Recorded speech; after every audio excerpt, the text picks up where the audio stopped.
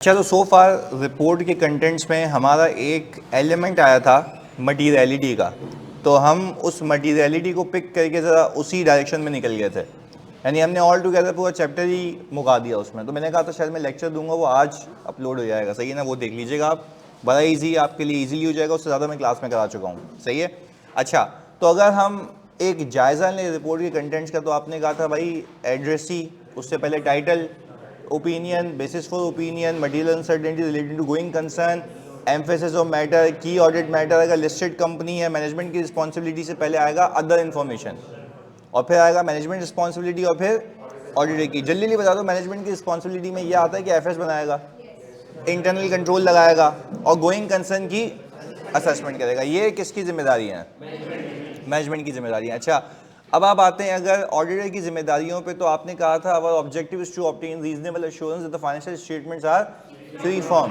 Then you need to explain what is reasonable assurance. Reasonable assurance is a high level of assurance but not absolute assurance. Then you need to determine and say कि what is material. What is material? Misstatement is a misstatement that is expected to influence the economic decision of, आपको भी ऐसा याद होना चाहिए कि ये चल रही हैं, सही है।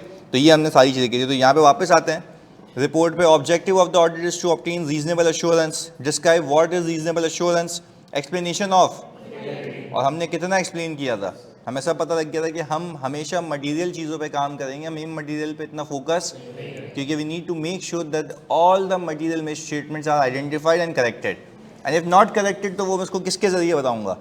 रिपोर्ट के ज़रिए, अपना ओपिनियन मॉडिफाई करके। क्लैरिटी है?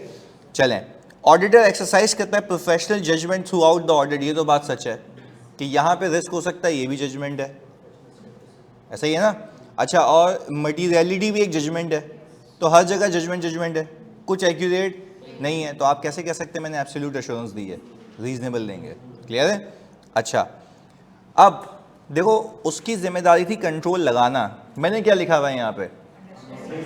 Understanding of internal control relevant to the design of audit procedure. यानी मैं ये नहीं कह रहा कि मैं इंटरनल कंट्रोल पे कोई ओपिनियन दे रहा हूँ, यहाँ पे मैं क्लैरिटी से लिख रहा हूँ कि मैं इंटरनल ऑडिट, इंटरनल कंट्रोल्स को समझ रहा हूँ, इसलिए नहीं कि उस पर ओपिनियन दूँ, इसलिए कि ताकि मैं प्रोसीजर डिज़ाइन कर सकूँ कि जहाँ मसला हो सकता है।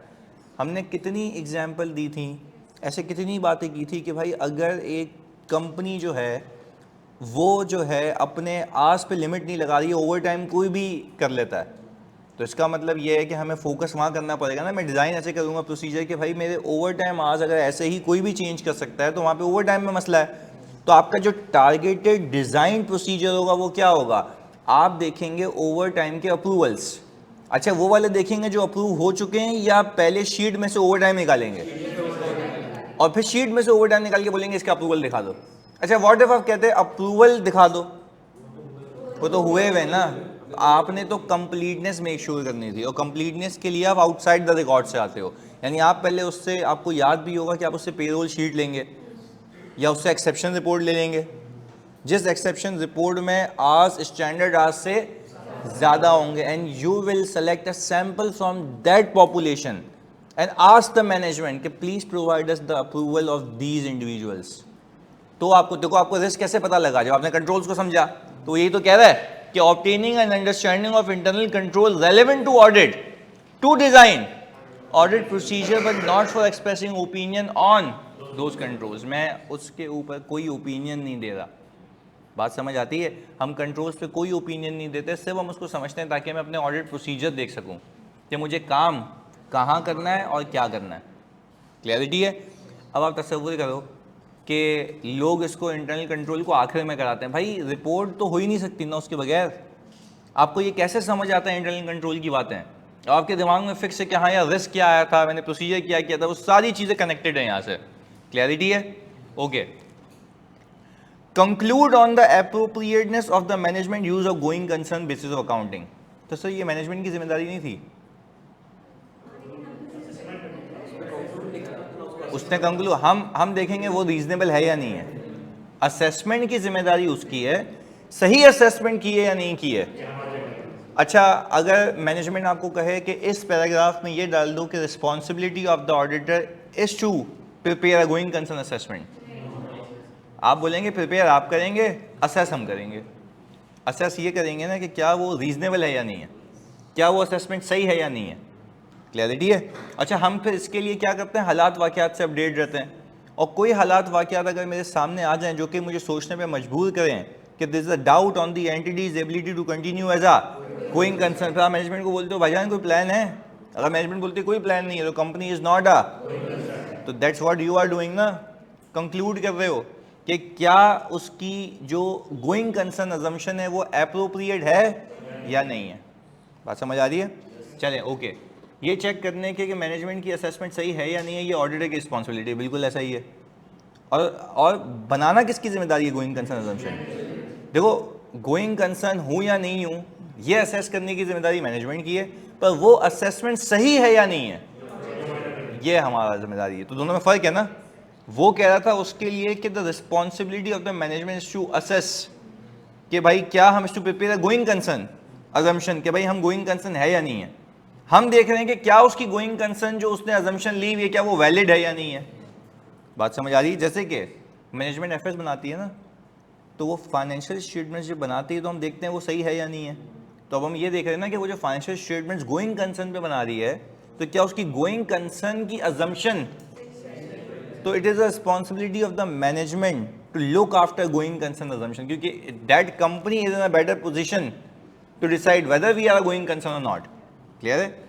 अच्छा सर, कंट्रोल के लेक्चर ले लिए, एक वीक और देते हैं। नहीं तो टीओसी तो जानिए अभी हमने करना था ना कल, वो तुम कर लेना साथ साथ, मसला नहीं है। Shafir sir, have a query that performance materiality 50% of materiality होगी। नहीं, ऐसा नहीं है। मुझे एक बात बताओ, एक समझने की बात है, अगर आपको किसी क्लाइंट में बहुत ज़्यादा रिस्क है तो आपकी परफॉर्मेंस मटेरियलिटी 50% होगी या उससे कम हो सकती है, क्योंकि आपका लाइकलीहुड ऑफ अनडिटेक्टेड मिसस्टेटमेंट्स और ज़्यादा होगा। आपने काम फिर और ज़्यादा करना होगा। तो अगर और ज़्यादा काम करना है तो आपका टेस्टिंग जितनी परफॉर्मेंस मटेरियलिटी छोटी होगी उतना टेस्टिंग थ्रेशोल्ड, और जितना टेस्टिंग थ्रेशोल्ड कम होगा उतने आइटम पिक ज़्यादा होंगे। अच्छा, आइटम पिक ज़्यादा होने का मतलब ये है ना कि जो की आइटम्स होंगे वो ज़्यादा आएंगे और बाकी को पे सैम्पलिंग होगी। यानी आप ये समझ पा रहे हैं कि सैम्पलिंग वाले जो आइटम्स होंगे ना वो कम हो जाएंगे और एक्चुअल टेस्टिंग वाले आइटम ज़्यादा हो जाएंगे। क्लैरिटी है। Again this is also a judgement कि मुझे लग रहा है यहाँ रिस्क हो सकता है जबकि ना हो, और हो सकता है कि एक जगह मैं बोलूँ रिस्क नहीं है जबकि वहाँ पे हो। इसके लिए तो एप्रोप्रिएट रिस्क असेसमेंट होती है ना, वो आपने कर ली तो गेम ही ओवर हो गई, आपके सारे रिस्क हैज हो गए। तभी तो हम कहते हैं कि materiality is also a judgement based on your understanding of entity and its environment and its internal control. Clarity है। चलें सर, ऐसा हो सकता है कि किसी स्पेसिफिक आइटम पे एक्स्ट्रा ऑर्डिनरी रिस्क हो। हाँ, तो क्या हम ये कह सकते हैं कि मैं पर्टिकुलर क्लास ऑफ बैलेंस पे एक स्पेसिफिक लोअर लेवल थ्रेशोल्ड भी निकाल सकता हूँ, हाँ या नहीं। तो ये तो कल हमने देखा था ना कि एक जगह पे मसला था तो आपने कहा था, मैंने आपको बताया भी था इनहेरेंट और कंट्रोल रिस्क। किस पे बताया था मैंने, सोचो। हाँ, इन्वेंट्री पे। तो आपने कहा था कि भाई इन्वेंट्री जब मैं असेस कर रहा था तो मैंने उससे पूछा कि भाई तुम मुझे बात बताओ कि क्या इन्वेंट्री जब पार्क होती है तो क्या इसका रिव्यू होता है। उसने बोला नहीं होता। मैंने कहा जब ये इन्वेंट्री काउंट हो रही होती है तो क्या उस पर कोई कंट्रोल है कि अलग आइटम साइड में हो जाए। तो हमने कहा वो भी नहीं है। तो हमने दो बातें कही थी, एक कॉम्पिटिटर ने प्रोडक्ट लॉन्च किया था जिससे हमारी प्राइस क्या हो गई थी, यानी उसने कम की हुई है ना, तो हमारी इन्वेंट्री की भी रिस्क है कि प्राइस क्या होनी चाहिए, as there is a risk that entity might not be able to sell the inventory in the market। तो ये कंट्रोल रिस्क है या इनहेरेंट रिस्क था, इनहेरेंट रिस्क हाई हो गया। अच्छा, हमने देखा चलो भाई इदारे ने क्या कंट्रोल लगाए हुए हैं। कंट्रोल ये होगा ना कि इदारा कंट्रोल लगाएगा, वो रेगुलर मॉनिटरिंग करती है मार्केट प्राइसेस की, और जब स्टॉक काउंट हो रहा होता है तो जो लॉन्ग मूव आउटस्टैंडिंग आइटम्स होते हैं या स्लो मूविंग आइटम्स होते हैं उसको अलग कर लेती है। हमने जाके देखा वो भी नहीं हुआ था। Is there a control? No. तो आपने कहा एनआरवी पे तो दो मसले हो गए, पहला इनहेरेंट रिस्क, दूसरा तो ओवरऑल ऑर्डर्ड रिस्क हाई हो गया। तो जब ओवरऑल ऑर्डर्ड रिस्क किसी आइटम पे हाई हो जाएगा तो अब मेरे सवाल समझें, ऑब्जेक्टिव समझें। ऑब्जेक्टिव ये है कि आप अब करने लगे हैं सब्सटैंडर्ड प्रोसीजर। आप ये देखने लगे हैं कि आपकी किताब में जो inventory line by line by line by line by item आ रही है वो कितने की बिकेगी। अब उस पर सैंपल लगाना है। मकसद क्या है, एग्जिस्टेंस को टेस्ट करना या वैल्यूएशन। अब आपसे मैं सबसे पूछता हूं, इस आइटम की वैल्यूएशन असर्शन के ऊपर रिस्क कम है या ज़्यादा है? तो अगर आप पूरे आइटम की वैल्यूएशन असर्शन पे प्रोसीजर परफॉर्म करने लगेंगे तो for the purpose of calculating sample accounting system या auditing system will give you higher sample, क्योंकि वहाँ पे खुद कंट्रोल नहीं लगे हुए, खुद ब खुद कुछ भी सही नहीं हो रहा होगा। तो फिर आपने ज़्यादा चेक करना होगा ये मेक श्योर करने के लिए कि कोई चीज़ डिटेक्ट होने से रह ना जाए। तो यही तो हमने सीखा था कि performance materiality is a lower level of materiality that has been calculated in order to make sure that there is no undetected misstatement या chances of undetected misstatement will be lower. अगर आप मटीरियलिटी से लेके चलते तो सभी भाग हो जाता, तो आपने इसलिए लोअर लेवल थ्रेशोल्ड, क्योंकि आप उस रिस्क को अवॉइड करना चाह रहे हैं कि कोई मिसस्टेटमेंट डिटेक्ट होने से रह जाए और एग्रीगेटली वो कहां तक पहुंच जाए, क्योंकि you have promised the share holder material misstatement नहीं होगी। तो फिर मटीरियलिटी भी देखो ना कि क्या है मटीरियल आपके लिए। तो आपने कहा मैं मटीरियलिटी नहीं, उसने उसका आधा किया। पहले कहा मेरे लिए अगर आधा जो जो अकाउंट इससे ऊपर होगा वो क्या होगा, सिग्निफिकेंट अकाउंट होगा। एग्रीड। आपने कहा कि भाई अगर मेरा सिग्निफिकेंट अकाउंट है तो सिग्निफिकेंट अकाउंट पे काम करूंगा, मैंने उसका भी एक टेस्टिंग थ्रेशोल्ड निकाल लिया। उसके टेस्टिंग थ्रेशोल्ड की बनिस्बत मैंने आइटम सेलेक्ट किए, जो उससे ऊपर होंगे वो तो सारे सेलेक्ट करूंगा, बाकी पे सैंपल लग जाएगा। तो क्या इससे इस स्ट्रेटजी से ये हुआ ना कि जो मेरा रिस्क ऑफ अनडिटेक्टेड मिसस्टेटमेंट है वो कम हो गया, और अगर बाकी अनडिटेक्टेड पोर्शन होगा भी अगर तो वो इतना कम होगा कि वो मटीरियलिटी को कभी भी क्रॉस नहीं कर पाएगा। तो ये सारी बातें हवाई हो रही हैं या रिस्क के बेस पे? रिस्क के बेस पे। चलो इस पर भी एक और चीज़ बताता हूँ। एक कंपनी है, सही है, और उसकी जो है ना इन्वेंट्री ऐसी है ईजिली कैरी हो सकती है। जैसे लैपटॉप्स हैं, जैसे कि लैपटॉप्स हैं। मुझे आप एक बात बताएं, इनहेरेंट रिस्क उसके चोरी होने का हो सकता है? हो सकता है, इनहेरेंट रिस्क तो है। अच्छा, आपको कैसे पता लगा? अंडरस्टैंडिंग ऑफ एंटिटी से, उसके ऑपरेशन से, कि किस नए नेचर के ऑपरेशन कर रही है, ये इससे पता लगा। एग्रीड। आगे प्लीज़। अब मुझे थेफ्ट बाय नेचर नहीं, आपने समझते कैसे, जब एंटिटी को समझते तो ये सारी बातें समझ आती है ना, यार ये तो वो इजीली मूवेबल एसेट है, कोई भी निकाल के ले जाएगा, तो ये सारी चीज़ें। अब आगे सुने। फिर हम ये कह रहे हैं, हमने जब कंट्रोल्स का जायज़ा लिया तो बड़े इफेक्टिव कंट्रोल्स थे, कैमरास लगे हुए थे, इन आउट चेकिंग हो रही थी, कोई बंदा बाहर आ रहा है तो पर्ची बनवा के ला रहा है कि भाई ऐसे माल जा नहीं सकता, ये सारी चीज़ें। हमने जब कंट्रोल्स किया, controls are operating effectively, design भी इफेक्टिवली, आपका ओवरऑल ऑडिट रिस्क कम हो जाएगा। ऐसा ही है, पक्की बात है। अच्छा, अब आप लोग एग्जिस्टेंस टेस्ट के लिए आइटम सेलेक्ट करेंगे। किसके लिए? अच्छा, मैं आपसे ये पूछता हूं, जब मेरे बच्चों आप एग्जिस्टेंस टेस्ट के लिए आइटम सेलेक्ट, अभी वैल्यूएशन नहीं है, अभी मैं वो आइटम उठाऊंगा देखूंगा पड़ा हुआ नहीं पड़ा हुआ। वैल्यूएशन के देखो, यही तो प्रोसीजर जो आप सुनते हो कि यार, जिसके लिए मतलब मुझे बोला जाता है कि यार मेरा वो स्ट्रॉन्ग एरिया, बहुत सोचने का तरीका है ना। पहले मैं टेस्ट कर रहा था उन्हीं आइटम्स की वैल्यू कि बाद में कितने का बिक रहा है। अब मैं क्या कर रहा हूँ, एक अलग सैंपल लगाऊंगा, जो भी मेरे सैंपल में आया मैं फिजिकली जाके देख लूंगा। अच्छा, अब इस पे सैंपल जो आएगा ना, मुझे पता नहीं क्यों लग रहा है कम आएगा। तो पहले भी तो इन्वेंट्री था। नहीं, आप पहले टेस्ट कर रहे थे वैल्यूएशन, तो वैल्यूएशन की असर्शन पे सैंपलिंग हुई ज्यादा, और इन्वेंट्री की एग्जिस्टेंस असर्शन पे क्यों? एग्जिस्टेंस का रिस्क नहीं है ना, तो क्या टेस्ट नहीं करूंगा? तो sample size, you need to focus on material things, right? And where the risk is there. And I don't think that there is a risk. There was a risk, but controls are operating effectively, जो कि आपके inherent risk को control कर लेगा। आपका overall audit risk कम हो जाएगा। तो आपका overall audit risk अगर already एक जगह कम है, तो आप वहाँ पे ज़्यादा काम क्यों करोगे?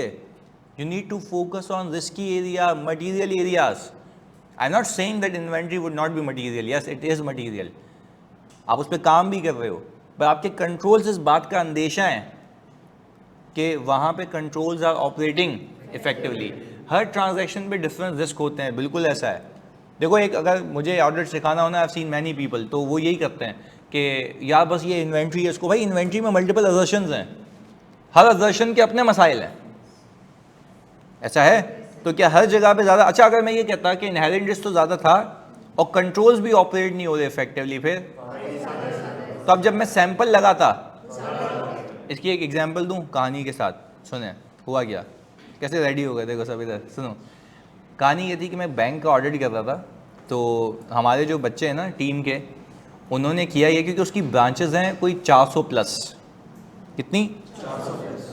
अच्छा आप मुझे बताओ कि अगर एक बच्चे को एक ब्रांच पे भेजूंगा तो 400 लोगों को बेचना पड़ेगा, अगर मैं 100% करना चाहता हूँ तो, एग्रीड। अच्छा अब मुझे एक बात बताएं, हम बैठे हुए कोई 29 दिसंबर आ चुकी थी, इसके बाद एक ही दिन था ना 31 दिसंबर में, और हमें तो ये देखना है कि 31 दिसंबर पे कितना कैश मौजूद था, 31 क्योंकि बैंक के अंदर, अच्छा बैंक के अंदर भी दो चीज़ें हैं, बैंक के अंदर भी दो चीज़ें हैं, एक है cash in hand, cash in ATM, दोनों को मिला के बैंक का कैश बनता है, एग्रीड। अच्छा अब मुझे, अगर मैं अपनी टीम को लगा के सैंपल बेसिस पे, अच्छा मैं सारी ब्रांचेस सेलेक्ट करूँगा सैंपल पे, अच्छा फिर उसकी स्ट्रेटजी होती है, थोड़ा सा सिखाता हूँ। सैम्पलिंग करने की स्ट्रेटजी ये होती है कि आप देखते हो इंटरनल ऑडिट की रिपोर्ट्स कि कौन सी ब्रांच को कैसी रेटिंग मिली थी, अगर किसी ब्रांच को रेटिंग कम मिली थी तो मैं उसको सेलेक्ट करूँगा। फिर मैं जब सैम्पलिंग कर रहा होता हूँ ना, मुझे ये मेक श्योर करना होता है हर एक रीजन से ब्रांच उठे, कराची से भी, इस्लामाबाद से भी, ताकि आप कोई चीज़ मिस ना हो जाए। तो ये सारे रिस्क पैरामीटर्स हैं कि आपने एक रेटिंग ऑफ ब्रांच देख ली जो इंटरनल ऑडिट ने दी होगी, क्योंकि वो तो काम कर ही रहा है ना, तो आपने कहा उसके काम को मैं यूज़ कर लूँगा मेरे लिए एक रेफरेंस के तौर पे, रिस्क असेसमेंट के तौर पे। तो जहाँ वीक मसले थे तो आपने वहाँ पे पिक कर लिया उसको, ऐसा ही है। ये सारी चीज़ें की। जब आपसे रिस्क असेसमेंट करवाई जा रही थी तो आपको कहा गया कि कैश के ऊपर बैंकिंग इंडस्ट्री में इनहेरेंट रिस्क हाई होता है या लो होता है? आपको कैसे पता? इनहेरेंट रिस्क के नेचर ऐसी है कैश की कि चोरी हो ही सकता है, एटीएम वाला भी और इन हैंड वाले भी, ये वाली बात थी। अच्छा आप सुने, अब हुआ ये कि जब ये पूरी कारस्तानी चल रही थी ना, तो इस कारस्तानी में पता लगा कि भाई हमारे जो टीम मेंबर्स हैं उन्होंने इसकी एग्जिस्टेंस के ऊपर, मेरी बात फोकस होकर सुनना, बड़ी टेक्निकल बात है ये, क्योंकि देखो ये अगर बच्चा नहीं देखे ना तो इस पर मेरी बहस भी हुई थी ग्लोबल से, मैं तो मतलब कैसी भी हुई थी, सुनना। इनहेरेंट रिस्क तो हाई मार्क किया, अब असर्शंस तो एग्जिस्टेंस भी है, वैल्यूएशन भी है, राइट भी है और कंप्लीटनेस भी है, ऐसा है, और प्रेजेंटेशन एंड डिस्क्लोजर भी है। कितनी हो गई? एक एक करके काउंट करते हैं, completeness, existence, valuation, right, presentation and disclosure. मैंने, जैसे आप समझो आप सब मेरे टीम मेंबर्स हो, मैं आपके पास आया, मैंने कहा मुझे बताओ जब मैं 31 दिसंबर पे काउंट करने जा रहा हूँ तो इनहेरेंट रिस्क हाई है? ओके, आप जब काउंट करने जा रहे हो तो कौन सी असर्शन को देखने जा रहे हो? एग्जिस्टेंस को। पर काउंट करोगे तो वैल्यूएशन भी हो जाएगी, ऐसा है। और अगर कोई और कॉन्ट्ररी एविडेंस नहीं है, यानी कोई अगर आपको ऐसे मॉर्गेज वगैरह की चीज़ें ना मिले कि कैश प्लेज हुआ है, तो राइट भी आपका है, ऐसा है। तो और काउंट कर ली तो कंप्लीट भी है, ये सारी चीज़। फिलहाल प्राइमरीली एग्जिस्टेंस, काउंट कर लोगे तो वैल्यूएशन भी। अच्छा अब सुनना, हमारा एक सॉफ्टवेयर जो है ना, ऑडिट सॉफ्टवेयर, तो कैनवस नाम है उसका, तो उस ऑडिट सॉफ्टवेयर में हमारी ऑडिट टीम ने मार्क किया एग्जिस्टेंस के ऊपर फ्रॉड रिस्क। क्या मार्क किया? Fraud risk. मैंने कहा अच्छा मेरी कहानी सुनना, बड़ी अहम बात है। एग्जिस्टेंस के ऊपर क्या मार्क किया बच्चों? फ्रॉड रिस्क, कि फ्रॉड हो सकता है। अच्छा सैंपल निकाला तो जो सैंपल आया 350 ब्रांचेस का सैंपल आया, यानी 50 उसने कटा दी, बाकी दे दी। अच्छा मैंने टीम को बुलाया, मैंने कहा मेरी बात सुनो, तुम्हारा बाप जाएगा 350 ब्रांचेस पे काउंट करने? तो बोलने सर क्यों, 350 आया है ना, सिस्टम गलत तो नहीं कह सकता। मैंने कहा जो तू फीड करेगा वही बताएगा ना उसका आंसर, जजमेंट तो तुम्हारी है भंगी, सिस्टम थोड़ी ना देख रहा है कि क्या चल रहा है, तो तुमसे पूछ रहा है ना, मुझे बताओ तो मैं तुम्हें उसके हिसाब से जवाब दूंगा, आयजा के हिसाब से, कि इंटरनेशनल स्टैंडर्ड्स ऑडिटिंग के हिसाब से तुम्हें सैंपल क्या रखना चाहिए। तो बोला सर वही तो रखा है, फ्रॉड रिस्क तो है। मैंने कहा दो बातों का जवाब दे, आप भी जवाब देंगे, आप समझे वो टीम मेंबर है, डांटूंगा नहीं, वैसे ही पूछ रहा हूँ, सही है। पहला सवाल, मैंने कहा फ्रॉड कब हो सकता है? जब अपॉर्चुनिटी हो, जब अपॉर्चुनिटी हो, सही है। मैंने सवाल पूछा, मैंने कहा अच्छा और उसके पास एक इंसेंटिव भी हो कि भाई चोरी करूँगा तो फ़ायदा है, इंसेंटिव तो है। मैंने कहा दूसरे सवाल का जवाब दे, अपॉर्चुनिटी है? उसने बोला सर हाँ है। मैंने कहा have you ever seen any report of internal audit specifying that fraud has occurred, या कैश चोरी हुआ है? उसने बोला नो। मैंने कहा this means that controls are there, cash चोरी। तो मैं आपसे पूछता हूँ, आपको इस जगह होते तो क्या इनहेरेंट रिस्क नहीं होता? तो क्या फ्रॉड रिस्क आपको मार्क करना चाहिए? क्यों? आप बोलेंगे अपॉर्चुनिटी नहीं है, आप बोलेंगे क्या? कहा यह जाता है कि जो फ्रॉड होता है ना, वो तीन वजूहात के होने से होता है, इंसेंटिव हो, प्रेशर हो, अपॉर्चुनिटी हो। मैं कहूँगा कोई प्रेशर डाल भी रहा है, चोरी कर यार, बोलेगा भाई कर ही नहीं सकता, मौका ही नहीं है। नहीं आई बात समझ? आगे सुने, हमने बोला फ्रॉड को हटा। अच्छा जैसे उसने फ्रॉड रिस्क को हटाया, मेरा ओवरऑल रिस्क कैसे कम हो गया? फ्रॉड फैक्टर होता तो भाई बहुत ज़्यादा खतरनाक बात है। अच्छा अब सुने, कहने का मतलब ये है कि अब जब उसने सैंपल निकाला तो 25 का आया, सिस्टम ने क्या बोला? 25। तो मैंने कहा सिस्टम से, कंप्यूटर से पूछ रहा हूं मैं, मैंने कहा इफ आई टेस्ट या count these 25 branches, this means that every branch contains the accurate balance. तो बोला यस, क्योंकि सैम्पलिंग में हर एक आइटम के सेलेक्ट होने का चांस इक्वल था। पहले बताओ बात समझ आती है? क्लैरिटी है? ऑनलाइन में जल्दी बताओ बात समझ आती है मेरे बच्चों, जल्दी से, यानी सारे बच्चे।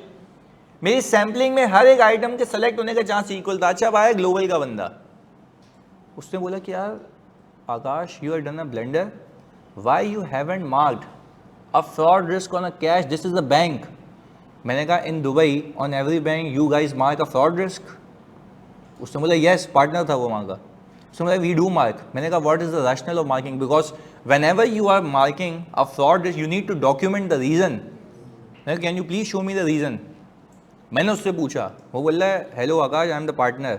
मैंने कहा whoever you are it's a review right, you are telling me for my file then I am asking for your file, please show me। उसने भी अपने मैनेजर को बुलाया, उसने मुझे बताया उसमें लिखा हुआ क्या था कि all together there is a fraud risk just because of the fact that there is an inherent risk. मैंने कहा I am not denying the fact that there is an inherent risk.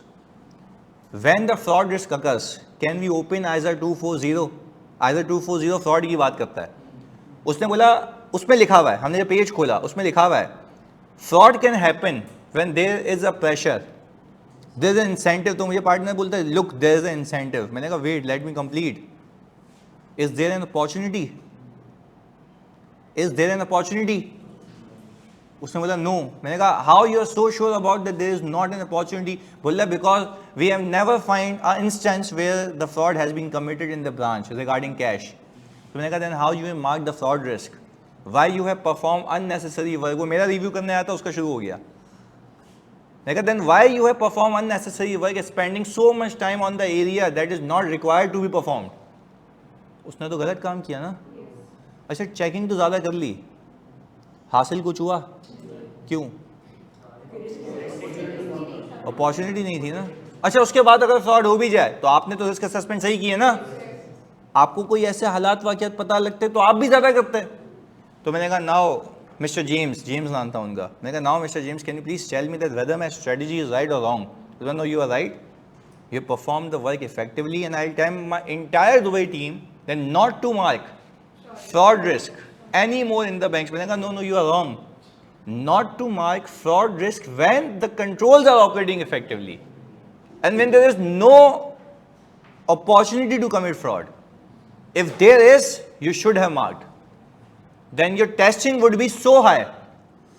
पहले बताओ बात समझ आ रही है, क्लैरिटी है? देखो कहानी कैसे लिंक होती है, पूरा ये ऑडिट का साइकिल है कि अब देखो कैसे चैलेंज कर सकता है। और अगर मैंने डॉक्यूमेंटेशन नहीं की हुई होती मैं फंस जाता।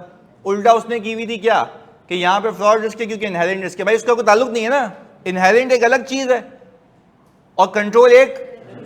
इनहेरेंट की वजह से फ्रॉड कैसे हो सकता है? फ्रॉड के लिए फिर अपॉर्चुनिटी, प्रेशर, इंसेंटिव भी होना चाहिए। ये बातें क्लैरिटी है, आगे सुनते हैं। तो मैंने कहा आपको ये बात समझ आ गई कि कितना इंपॉर्टेंट है ये जजमेंट्स वाला काम और ये सारी चीज़ें।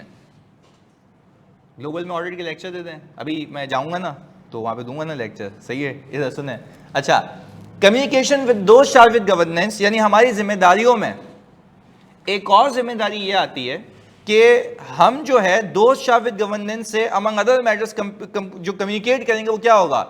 हमारा plan, timing, scope and nature के मैं काम क्या करूंगा। देखो वो क्या कह रहा है, हमारी जिम्मेदारियों में ना जब हम ऑडिट शुरू कर रहे होते हैं ना तो हम दोस्त चार्ज विद गवर्नेंस के साथ बैठते हैं। अच्छा, दोस्त चार्ज विद गवर्नेंस होते कौन है? जो गवर्नेंस के लिए रिस्पॉन्सिबल हैं, डायरेक्टर्स। हम उनको बताते हैं कि हमारा ये फोकस एरिया है। किसको बताते हैं? मैनेजमेंट को तो नहीं बता रहे ना? क्यों नहीं बता रहे? वरना वो तो छुपा लेंगे ना, जो हुआ होगा वो पता लगा लेंगे, भैया ऑडिट यहाँ फोकस करने वाला। पता है गवर्नेंस को हम क्यों बताते हैं? ताकि वो अपना इनपुट दे सकें। बोले यार देखिए हमें यह है कि आप यहां पे भी फोकस करें। गवर्नेंस की जिसकी जिम्मेदारी है उसी को बोलोगे ना तो वो आपको बताएगा यार हमें कुछ यहाँ पे इश्यूज लगते हैं, आप देखें तो आप हमें बताइएगा। तो उसके लिए तो गवर्नेंस तो स्ट्रॉन्ग करनी है ना उसको, तो उसके लिए वो अपने इनपुट्स देगा। ना भी दे तो कोई मसले वाली बात नहीं है। अच्छा, ऐसा भी होता है कि बाज़ का डायरेक्टर्स कहते हैं why you are focusing on this area, क्योंकि उनकी इतनी ग्रिप होती है, उनको पता होता है क्योंकि तो रोज बैठे हुए, तो वो हमें बताते हैं no you don't need to focus on this area because we have plan, we have perform and ये रीजन है। तो हो सकता है कि वो आपके रिस्क को निगेट कर दे, तो आपको फिर उस पर काम करने की जरूरत है या हटा दोगे?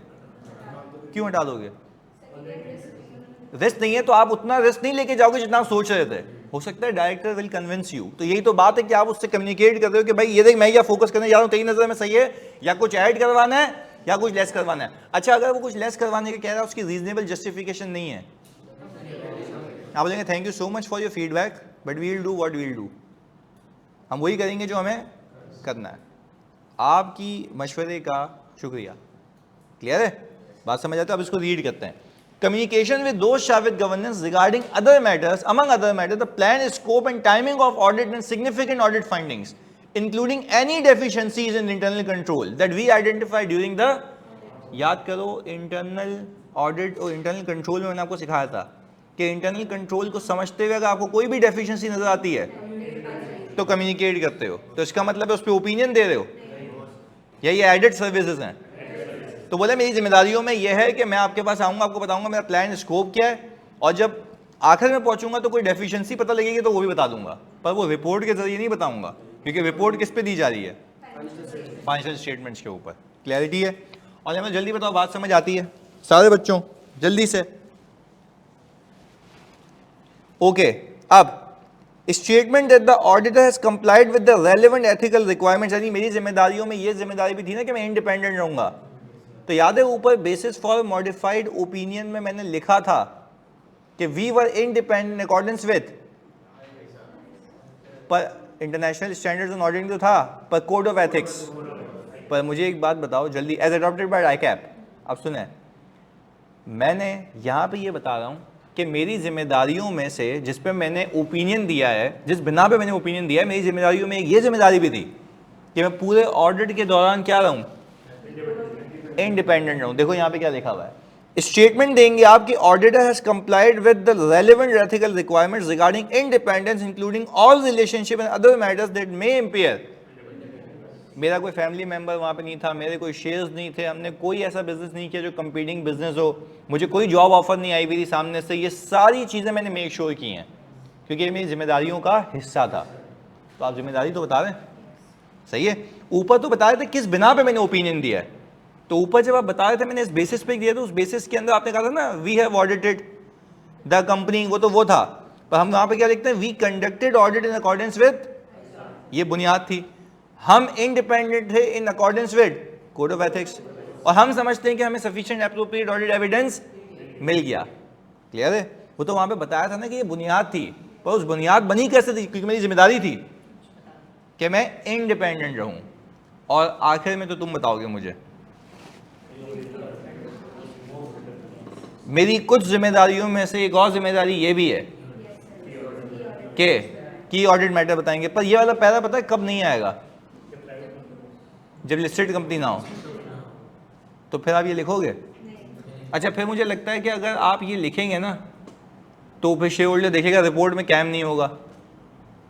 नहीं, ये बात समझ, शेयर होल्डर आपने अगर यहाँ लिख दिया कि कम्युनिकेशन ऑफ की ऑडिट मैटर भी हमारी एक जिम्मेदारी थी, शेयर होल्डर जाएगा पन्ने पलटेगा, उसको की ऑडिट मैटर का पैराग्राफ नहीं मिल रहा। क्यों नहीं मिल रहा? क्योंकि लिस्टेड कंपनी नहीं, तो आपने तो लिख दिया। तो शेयर होल्डर आपको एजीएम में दलील कर सकता है, बोलेगा भाईजान आपकी जिम्मेदारियों में ये भी तक आए, भूल गया डालना। तो हम बोलेंगे यार नहीं ये तो आप पे एप्लीकेबल ही नहीं है। तो आपने कहा आपने अंधा बन के रिपोर्ट बनाई है, एक ही तो चीज़ दे रहे हो हमें रिपोर्ट, उसमें भी भंड है। तो क्या बताओ, बात समझ आ रही है कि लिस्टेड कंपनी में ये लाइन आएगी, अदरवाइज नहीं आएगी। क्लैरिटी है भाई? ये ओवरऑल बात हो गई। अगर रिक्वायर्ड बाय लॉ, हमने आगे की बात ही नहीं की, हमने आगे की बात ही नहीं की, तो जब आएंगे तब देखेंगे। सही है? तो अगर रिक्वायर्ड बाय लॉ होता तो मेरा भाई तो वहाँ पे भी तो आता ना फिर की ऑडिट मैटर में। तो अभी देखते हैं आगे चल के। सर एक ऑडिटर कभी इन्वेस्टमेंट कर ही नहीं सकता, मतलब because he audits a lot of companies. नहीं, उस जगह नहीं कर सकता जहाँ पे वो ऑडिटर है, अदरवाइज तो is free to do any investment, कुछ भी करे वो। तो उसका ऑडिट नहीं कर सकता जिसकी उसमें इन्वेस्टमेंट है, क्योंकि वो तो मेरे ख्याल से सेल्फ इंटरेस्ट आ जाएगा ना। अच्छा, आपको लगता है कि एक जो ऑडिटर है उसके कोई मिलियन ऑफ रुपीज़ की इन्वेस्टमेंट हुई है कंपनी में, शेयर होल्डर है वो, और वो गलती निकालेगा और बोलेगा सही करो, जिससे प्रॉफिट कम हो जाएगा? सेल्फ रिव्यू नहीं, सेल्फ इंटरेस्ट होता है। सेल्फ रिव्यू तो वो होता है कि जो आपने खुद बनाया हुआ वो चेक करोगे, ये तो आपका पर्सनल मफाद है। इससे तो आपकी ऑब्जेक्टिविटी इंपेयर हो जाएगी, सोचने की सलाहियत ही खत्म हो जाएगी। आप बोलेंगे यार कुछ जाने दे ऐसे। हाँ, अगर आप तो ये बोलो कि सही एक्सपेंस नहीं रिकॉर्ड हुआ, कोई मसला नहीं है, रहने दो। इससे आपकी शेयर प्राइस क्या होगी? क्योंकि ईपीएस बढ़ेगी तो मार्केट में रिफ्लेक्शन है कि company is performing well, company is performing well, तो आपके शेयर प्राइस भी, तो आपका सेल्फ इंटरेस्ट आ गया ना, सेल्फ इंटरेस्ट है आपका, तो उसके ऊपर तो आप ऑडिट नहीं कर सकते। Then how you can say that you are independent? आप इंडिपेंडेंट नहीं है। पहले बताओ भाई, बात समझ आती है ये वाली? ओके जी। प्लान्ड स्कोप का मतलब ये है कि मैं इस एरिया पे फोकस करूंगा, ये टाइमिंग होगी प्रोसीजर की, इस वक्त आपको रिपोर्ट दे दूंगा। किस में बता रहे हैं? इंगेजमेंट लेटर में ज़रा मुझे बता दो, कभी आप ये बताते हो कि मैं इस जगह पे फोकस करूंगा? नहीं बताता, नहीं बताता। ये कौन तुम्हें कह रहा है कि मैं बताता हूँ? पहली बात तो इंगेजमेंट लेटर मैंने पढ़ाया नहीं है, पहली बात। दूसरी बात यह है कि इंगेजमेंट लेटर में हम सिर्फ ये लिखते हैं कि आपकी जिम्मेदारी है एफएस बनाना, मेरी जिम्मेदारी है ऑडिट करना, और मैं ऑडिट आयजा के तहत करूंगा। पर वो जो कम्युनिकेशन हो रही है वो मैनेजमेंट से हो रही है। वहाँ पे मैं, अच्छा मैं जिसका मैं ऑडिट करने जा रहा हूँ मैं उसको बता दूंगा कि मैं इस एरिया पे फोकस करूंगा, मैं ये काम परफॉर्म करूंगा। क्यों? पहले से ये सही कर लेगा ना। तो आप फिर गवर्नेंस को क्यों बता रहे हो? इसका पॉइंट ऑफ व्यू ले लें, ऐसा ही है। अच्छा, वो बोल रहे हैं कि सर हम ये क्यों बता रहे हैं कि किस टाइम प्रोसीजर परफॉर्म करूंगा? अच्छा, आप एजीएम होनी होती है आई थिंक 120 दिन में। अच्छा, आप उसको बोल रहे हो मैं जुलाई में जाके प्रोसीजर परफॉर्म करूंगा, तो कि दिमाग ख़राब है, हमारी तो एजीएम की डेडलाइन ब्रीच हो जाएगी ना। तो हम उसको बोलेंगे भाई मैं ये प्रोसीजर इस वक्त परफॉर्म करूंगा, तो वो आपको बोल सकता है कि भाई इसमें डिले हो जाएगा। हमें होता क्या है पता है, जैसे एहतसलात है ना, तो उसकी तो मैंने आपको बताया 50-60 कंपनीज़ हैं।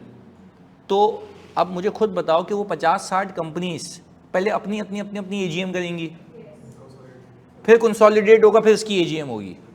तो आपको नहीं लगता कि जिस दिन इसकी एजीएम होगी, लेट से 2 महीने बाद है, तो उसमें से एजीएम तो चलो बोर्ड ऑफ डायरेक्टर्स की मीटिंग्स की बात करें, 7-7 दिन का नोटिस होता है जिसमें अकाउंट्स क्या होते हैं, अप्रूव होते हैं।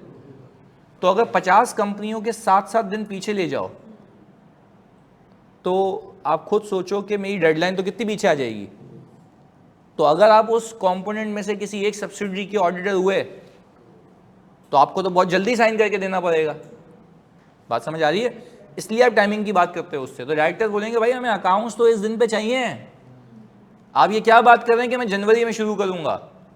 आप अभी से काम शुरू करो, हम फेब में शुरू करेंगे। बोलेगा भाई जनवरी में शुरू करना, मुसीबत क्या है? हम बोलेंगे आपको क्यों जल्दी है? बोलेगा भाई हमारी रिपोर्टिंग डेडलाइंस हैं, अगर हम अकाउंट्स अप्रूव करेंगे उसके बाद ये किसके पास जाएंगे?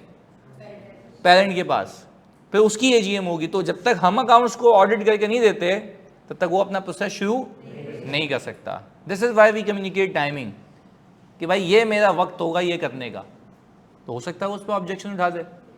क्लैरिटी है? ओके। मीन्स के विद इन टाइम उनको सरप्राइज दे सकते हैं एनी टाइम। अबे क्या बात कर रहा है, मतलब बेगम है तुम्हारी, वो इधर सरप्राइज दे सकते हैं। क्या हो गया ये? मतलब ये कौन सा फजूल बात है कि हम सरप्राइज दे सकते हैं? मतलब क्या खेलने जा रहे हो उसके साथ? हाँ,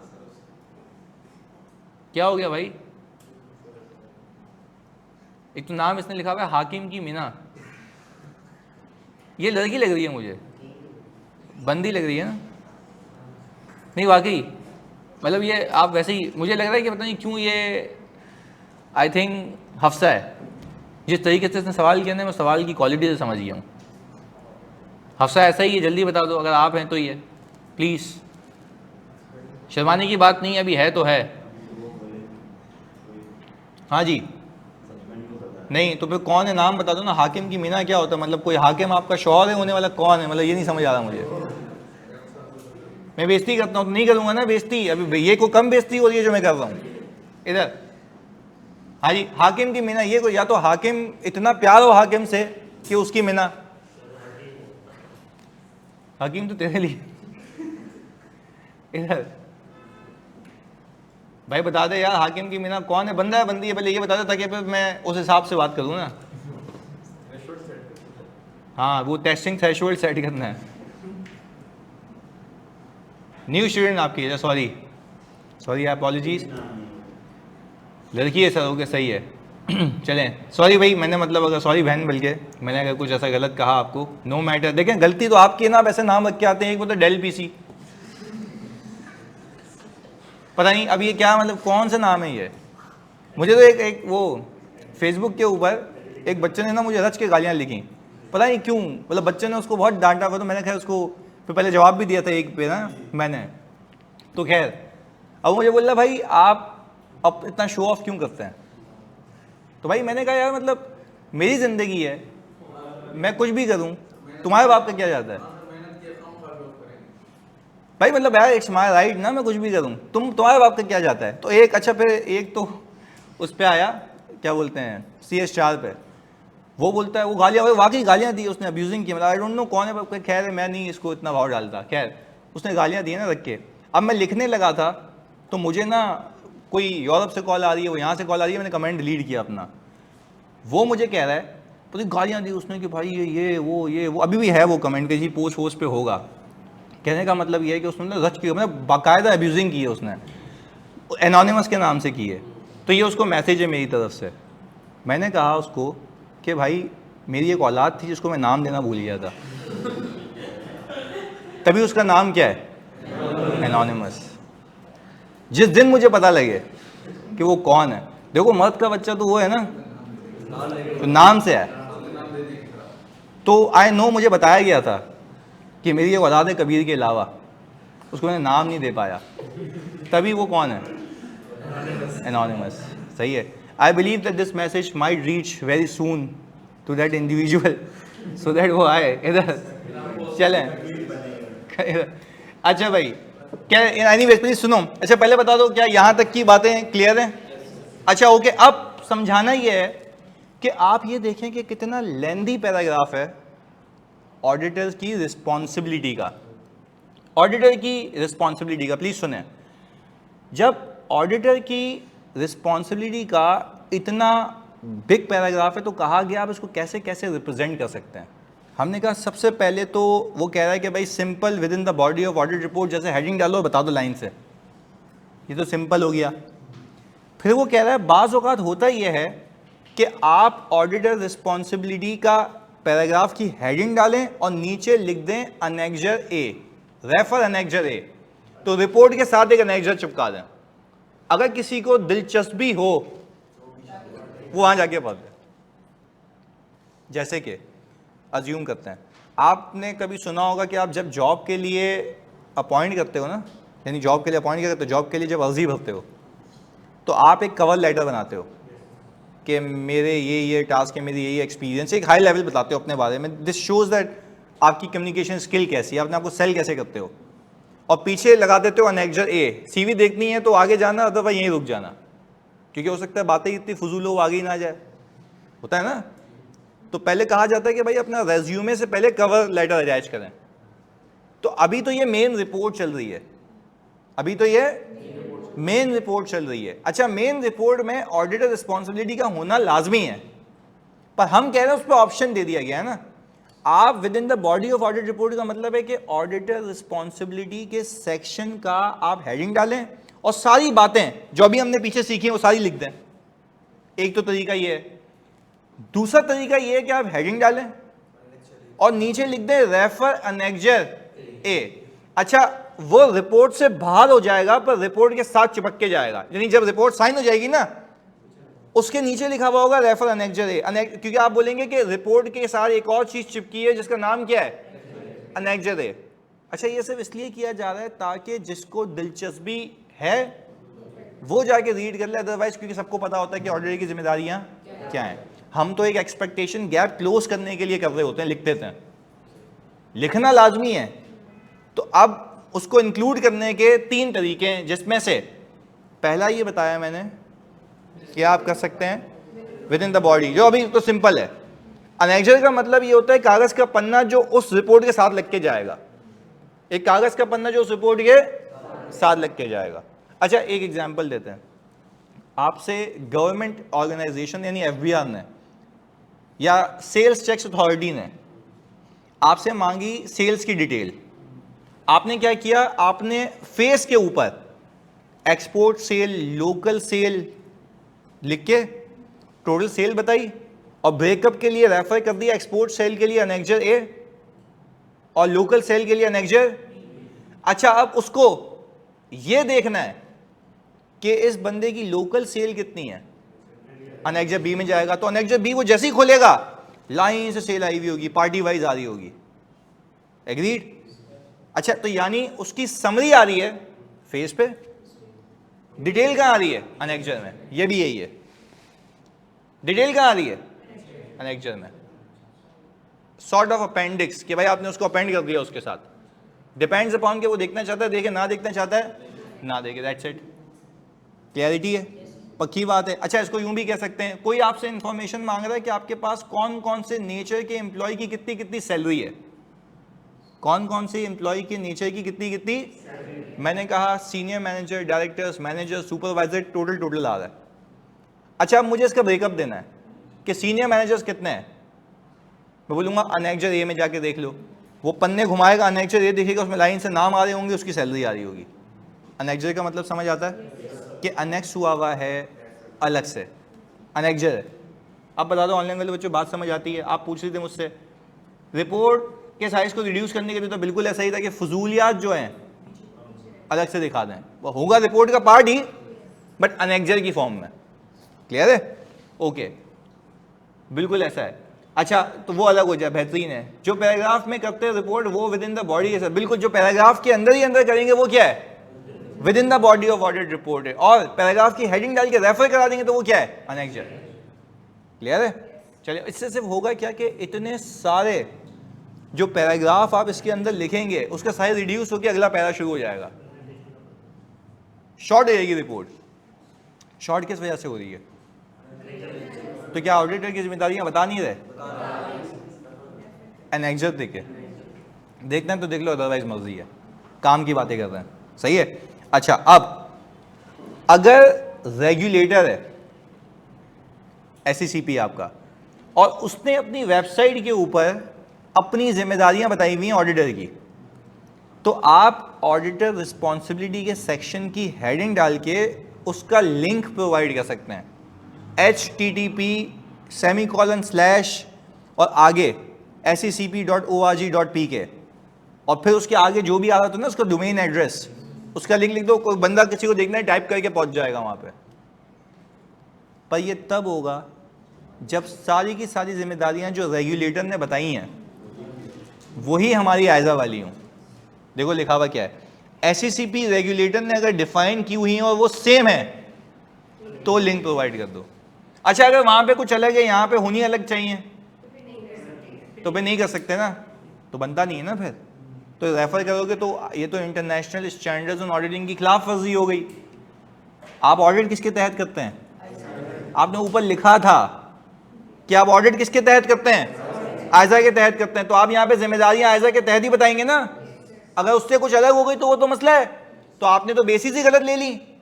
आपने क्या कहा था? मेरी बेसिस है कि मैंने ओपिनियन इस बिना के ऊपर दिया है। तो मेरा भाई जब तुम्हारी बेसिस है, अच्छा यूजुअली तो हुई या बताई नहीं गई ना, वो तो ये कह रहा है कि दुनिया में कहीं भी कुछ हो सकता है ना। तो कुछ रेगुलेटर्स जिम्मेदारियां बताते हैं, कुछ रेगुलेटर जिम्मेदारियां और एग्जैक्ट बताते हैं। तो ऐसे you will find a rare circumstances ना कि उसने सारी वर्ड टू वर्ड आयजा वाली बताई हो। अगर बताई हुई है तो इसमें कोई हार्म नहीं है।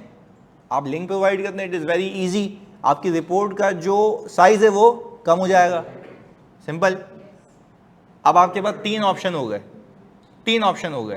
पहला विद इन द बॉडी, दूसरा अनेक्जर, तीसरा प्रोवाइड द लिंक इफ जिम्मेदारियां आर सेम। क्योंकि यही बात बता, देखो आपको ये कम्युनिकेट करना है ना, three ways of communication, either within the report, either annexure, either refer, and reference would only be applicable. Responsibilities are same. Clarity है? पक्की बात है? मतलब जल्दी बताओ, बात समझ आती है, जल्दी से जानी। तो आगे चलें। ओके, अब माशाल्लाह से 10 हो चुके हैं और 10 के साथ साथ एक चैप्टर भी मुका दिया था और ये भी सारे कुछ हद तक निपटा चुके हैं। अलग भी करेंगे ताकि और गिर पाए। जी जानी, मटीरियलिटी का वो देख लोगे तो वैसे ही खत्म, तो वैसे ही हो चुका है। तुम्हें सिर्फ क्लैरिटी के लिए देखना है, यानी तुम्हारा कंटेंट कवर हो जाएगा। और मैंने तुम सबको ये भी कहा था चैलेंज के साथ, मैंने कहा तुम बुक रीड करो तुम्हें वैसे ही समझ आएगा। मैं फिर भी लेक्चर दूंगा, मेरी रिक्वेस्ट है एक बार बुक रीड कर लेना, सही है? मटीरियलिटी के चैप्टर रीड कर लेना, फिर मुझसे आके सवालात करना उस पर, क्योंकि मैं उसकी प्रैक्टिस कराऊंगा साथ साथ। देखो मैं वो बंदा ही नहीं हूँ ना कि थ्योरेटिकल चीज़ पर ना एक्स्ट्रा ऑर्डिनरी टाइम लगाऊँ। तो मैंने थ्योरी के साथ साथ कवर कराया था आपको, लिख लिख के भी। अब वहाँ से देखोगे आपको हर एक वर्ड समझ आएगा। मैंने प्रैक्टिकलिटी से लिंक कर दिया उसको, लेक्चर आज अपलोड हो जाएगा। तो आप बिल्कुल खाना पीते करते हुए देखें, आपको वो रिकॉल हो जाएगा, खुद समझ आएंगी बातें क्या चल रही हैं। पर प्लीज़ एक बार रीड करना खुदा के लिए, क्लियर है? चलें। अच्छा परवेजिव नहीं बताया, मैं वहाँ पहुँचा ही नहीं हूँ। मैंने ऐसी कोई बदतमीजी की है? सिर्फ मटीरियल बताया ना, परवेजिव तो बताया नहीं है। तो वैसे एक बात है शाफे, अगर मटीरियलिटी का आप चैप्टर देखोगे ना, उसमें परवेजिवनेस की ऐसा भी बात नहीं हुई हुई है, सिर्फ मटीरियलिटी। परवेजिवनेस तो देखी जाती है मेरी जान जब हम रिपोर्टिंग कंक्लूजन्स पे होते हैं, वो अगली स्टेप पे है। हमने सिर्फ मटीरियलिटी की बात की है और मटीरियलिटी हो सकती है, क्लियर है? चलें आगे। हमने कहा sir 11th report on other regulatory requirements. अब बात समझें, स्टैंडर्ड को ये पता है, प्लीज सुनना, इंटरनेशनल स्टैंडर्ड ऑडिटिंग को ये पता है कि बाज़ औक़ात कुछ रेगुलेटर्स होते हैं ना, कुछ रेगुलेटर्स वो कहते हैं हमें एडिशनली भी रिपोर्ट करो, एडिशनल मामलात पे एडिशनली रिपोर्ट करो, फिर रिपीट कर रहा हूं, एडिशनली रिपोर्ट करो एडिशनल मामलात पे। कौन कहता है ये? अच्छा अब हुआ क्या, सारे ऑडिटर्स परेशान हो गए माशरे में कि यार ओपिनियन तो एफएस पे, ओपिनियन तो, और रेगुलेटर कुछ मजीद चीजों पे ओपिनियन मांग रहा है। रेगुलेटर कुछ मजीद चीजों पे ओपिनियन मांग रहा है, तो ये तो आयजा की खिलाफ वर्जी हो गई ना। आप ओपिनियन में उन मजीद चीजों पे ओपिनियन नहीं दे सकते क्योंकि opinion is meant to be for FS. ये बात समझ आती है? जल्दी बताओ ऑनलाइन वाले, ये बात समझ आती है? 200 की स्पीड में निकालना है, जल्दी से बताओ। क्लियर है सारे बच्चे? मतलब सारे बच्चे, सबसे पूछ रहा हूं मैं, जल्दी से रिपीट करने देगा। इसलिए वापस मैं ये कह रहा हूं कि बाज़ औक़ात आपका रेगुलेटर SECP, जैसे पाकिस्तान में है, ओमान का, ओमानी गवर्नमेंट है जो उसका रेगुलेटर है। कहने का मतलब ये है, यानी ओमानी कमीशन, यहाँ पे securities and exchange commission of Pakistan, तो वहाँ का है, यहाँ का है। अच्छा मैं क्यों बातें कर रहा हूँ ये, क्योंकि आपको पता होना चाहिए कि यहाँ पे एडिशनल रिक्वायरमेंट्स हैं। अब रेगुलेटर आपको कह रहा है कि भाई, क्योंकि मैं, देखो कंपनी को रेगुलेट कौन कर रहा है? SECP। अब SECP को कुछ मजीद चीजें देखनी है तो SECP हर कंपनी में नहीं जा सकता, उसके लिए प्रैक्टिकली पॉसिबल नहीं है, इम्पॉसिबल है। पहले बताओ यहां तक बात समझ आई? SECP हर कंपनी में नहीं जा सकता, SECP में कंपनी नहीं जा सकता। अच्छा प्लीज सुनिए इधर, SECP जो है हर कंपनी में नहीं जा सकता, इसीलिए उसने ऑडिटर को कहा कि भाई मेरे लिए मेरे बिहाफ पे तुम कुछ और भी चीज़ें चेक कर लेना, उस पर रिपोर्ट दे देना। मैंने कहा सॉरी टू से मैं रिपोर्ट सिर्फ ओपिनियन पे देता हूँ, ओपिनियन सिर्फ FS पे आता है, मैं रिपोर्ट सिर्फ और ओपिनियन सिर्फ अगर आपकी कुछ फर्दर फरमाइशें कि सही है भाई रेगुलेटर भाई हम जा रहे हैं हर कंपनी में और हर कंपनी में आपके लिए ये काम करके आए, हर कंपनी में आपके लिए ये काम करके आए, तो दैट मीन्स कि I need to report on other regulatory requirements. पहले बताओ कहानी कनेक्ट होती है, I need to report on other regulatory requirements required by SECP, that is the regulator. पहले बताओ मेरे बच्चे ऑनलाइन में तो बात समझ आती है, जल्दी से देखो, इसका मतलब ये है ना कि SECP चाह रहा है कि मेरे हिसाब से कुछ चीजें कंपनी में हो रही हों, वो हर कंपनी को चेक नहीं कर सकता, उसको पता है ऑडिटर तो जाएगा ही जाएगा, तो उसको कहा गया आप इन एडिशनल चीजों पे रिपोर्ट करो, तभी तो लिखा हुआ है report on other regulatory requirements. It is not asking for report on financial statements, other regulatory. तो मैंने कहा इसकी भी गुंजाइश बनाई गई इंटरनेशनल स्टैंडर्ड्स ऑन ऑडिटिंग में कि अगर किसी रेगुलेटर की कोई एडिशनल रिक्वायरमेंट्स हैं वो यहां डाल देना। जैसे कि पहले कहानी सुनते हैं फिर प्रेजेंट करूंगा। आपको कहा यह जाता है उसके पर्सपेक्टिव से, रेगुलेटर के पर्सपेक्टिव से, कि आप देखें प्रॉपर बुक्स ऑफ अकाउंट्स बने या नहीं बने। क्या समझे मैं क्या कहना चाहता हूं? प्रॉपर बुक्स ऑफ अकाउंट्स का मतलब है, आपको याद है पेरोल शीट थी, मतलब जल्दी बताओ, याद आ रहा है? पेरोल की शीट थी, जल्दी से बताओ, पेरोल की शीट थी आपकी। अच्छा, पेरोल की शीट के अंदर उसको कहते हैं प्रॉपर रिकॉर्ड्स, कहते हैं उसको प्रॉपर। अच्छा, रिकॉर्ड्स का मतलब ये है कि SECP ये चाहता है कि हर कंपनी के पास जो वो फाइनेंशियल्स बना रही है उसके पीछे का रिकॉर्ड एप्रोप्रिएट हो, प्रॉपर हो, आज अप्रूव्ड आ रहे हो, ऐसा है। अच्छा, इधर उधर नहीं हुआ हुआ, रेट्स वगैरह पूरी कैलकुलेशन अप्रूव्ड सब हो, यानी कोई बंदा देखना चाहे FS में ये लाइन आइटम आ रहा है, वो कहां से आ रहा होगा? रिकॉर्ड से। अच्छा, फिक्स एसेट रजिस्टर जैसी कोई बात सुनी थी? अच्छा, तो अगर फिक्स एसेट रजिस्टर जैसी कोई बात सुनी थी आपने, तो उसके अंदर अगर मैं लैंड, बिल्डिंग, फर्नीचर, इक्विपमेंट सब आता है, तो मैं फिक्स एसेट रजिस्टर के ऊपर, मेरे बच्चों बात फोकस होकर सुननी है, अगर मैं फिक्स एसेट रजिस्टर के ऊपर, वो फाइनेंशियल स्टेटमेंट से रिकॉर्ड्स हैं, रिकॉर्ड्स हैं, बात समझिएगा, वो क्या है? अच्छा, क्या हम ये कह सकते हैं कि मैं उसके ऊपर फिल्टर लगाऊं लैंड के ऊपर, तो सारे लैंड एक साथ आ जाएंगे, उन सबको प्लस करूं, FS से मैच होने चाहिए, हाँ या नहीं? ये क्या है? Proper records. SECP ये कह रहा है कि अगर ये प्रॉपर रिकॉर्ड्स मेंटेन नहीं कर रहे ना, मुझे बता देना। नहीं, ये बात समझ? अच्छा, वो कह रहा है रिकॉर्ड्स नहीं रखे हुए, प्रॉपर नहीं है, इधर उधर हुए में बड़ी मुश्किल होती है वेरीफाई करने में, तो बोला रिपोर्ट कर देना। इससे FS गलत नहीं हो जाते, नहीं आ रही बात समझ? इससे FS गलत नहीं हो जाते। SECP की रिक्वायरमेंट है कि प्रॉपर होने चाहिए। एक, अच्छा वो क्यों कर रहा है पता है भंगी? वो इसलिए कर रहा है कि वो खुद जाए ना, उसको टक टक टक चीज़ें मिल जाए, कभी उसको रिक्वायरमेंट हो ना, मुझे बताया भाई ये भेज दे, तो ऑडिटर की जिम्मेदारी लगाई है ना देखने की। अगर ऑडिटर ने देखा वो मेंटेन नहीं है, तो ऑडिटर कहाँ बताएगा यहाँ पे कि प्रॉपर रिकॉर्ड्स मेंटेन नहीं हुए हुए थे, ऐसा है? पक्की बात है? ऑनलाइन मतलब जल्दी बताओ, बात समझ आती है? जी जानी जाएगी तो यूजर के पास, पर यूजर SECP भी है ना, तो SECP फाइनेंशियल्स तो मांगता ही मांगता है, क्योंकि उसके पास रिटर्न के लिए जमा होते हैं ना, सही है ना, और उसके साथ साथ वो अपनी जो उसने एडिशनल जिम्मेदारियां लगाई है ना, वो भी देख लेगा। क्लियर है? ओके, प्रॉपर तो लिखेंगे proper books of accounts have not been maintained by the company, कुछ भी नहीं भाई, दो बातें हैं ना, या तो मेंटेन हो रहे होंगे तो लिखोगे कि नहीं मेंटेन हो रहे, भाई लिखेंगे हो रहे, नहीं हो रहे तो बोलेंगे नहीं हो रहे। पहले बताओ यहां तक बात समझ आती है? अच्छा, ये किसकी रिक्वायरमेंट है? SECP की। तभी देखो लिखा हुआ क्या है, रिपोर्ट दे रहा हूं अदर रेगुलेटरी रिक्वायरमेंट्स पे। यहां पे SECP क्यों नहीं लिखा हुआ? रेगुलेटर तो पूरी दुनिया में कोई भी हो सकता है ना, ऐसा है। तो अभी मैं जो है ना अभी ओमानी चीज़ें देख रहा हूँ आजकल में, क्योंकि मुझे वहाँ पे थोड़ी सी ऑर्डर शुरू करने हैं ना, तो मैं वहाँ पे देख रहा था उनकी भी ये पैदा आ रहा था, वो उनकी रिक्वायरमेंट्स, ये हमारी रिक्वायरमेंट्स। तो कहने का मतलब है उनकी रिक्वायरमेंट्स उनकी वाली, हमारी रिक्वायरमेंट्स, ये तो गुंजाइश पैदा की गई है कि जो रेगुलेटर आपको बोले एडिशनल बातें बताओ, वो यहाँ पे बता देना। वो कुछ एडिशनल चीज़ों पे रिपोर्ट मांग रहा है, मैं आपके लिए करूँगा ये, जो मैं पाकिस्तानी रिपोर्ट दिखाऊंगा ना आपको, मैं आपको वो लॉ का अलग से क्लॉज भी रीड करवाऊंगा जिसमें ये लिखा हुआ है कंपनीज एक्ट के अंदर कि ये जिम्मेदारियां हैं। तो बाकी जिम्मेदारियां तो ऑलरेडी कवर्ड हैं, ये एडिशनल है जो हम यहाँ बता रहे होंगे। क्लैरिटी है जी?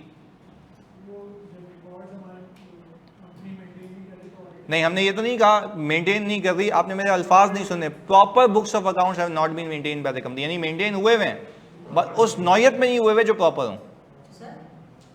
अदरवाइज प्रॉपर नहीं होते तो बेटा ओपिनियन नहीं फारिग हो जाता,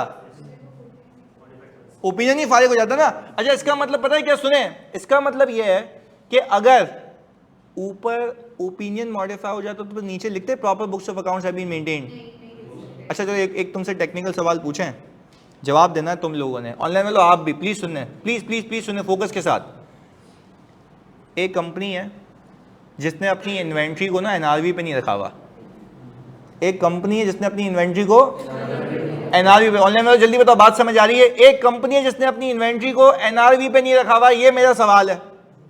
अच्छा खिज़र आप बताएंगी कि अगर उसने नहीं रखा हुआ एनआरवी पे तो मैं अपनी ओपिनियन को, अगर मटीरियल है, मटीरियल कब तो सीख चुके हैं ना, मटीरियल में स्टेटमेंट, क्या ओपिनियन को मॉडिफाई करेंगे आप? करेंगे भाई, मॉडिफाई होगा? चलें। अच्छा खिज़र एक और बात, अब जब मैं इस वाले सेक्शन पे आऊंगा report on other regulatory requirements, यहां पे लिखूंगा प्रॉपर बुक्स ऑफ अकाउंट, यानी proper records have not been maintained by the company. लिखेंगे? नहीं लिखेंगे। क्यों बताता हूं। Proper books of accounts maintain हो रहे हैं, ये मसला जो है ना अकाउंटिंग का है। इसका मतलब ये नहीं है कि उसने इन्वेंट्री के रिकॉर्ड सही नहीं रखे। इन्वेंट्री कार्ड होता है ना, ओपनिंग एडिशन पे क्वांटिटी आती है, फिर वेटेड एवरेज कॉस्ट आ रही होती है, ये सब तो है ना, नहीं आ रही बात?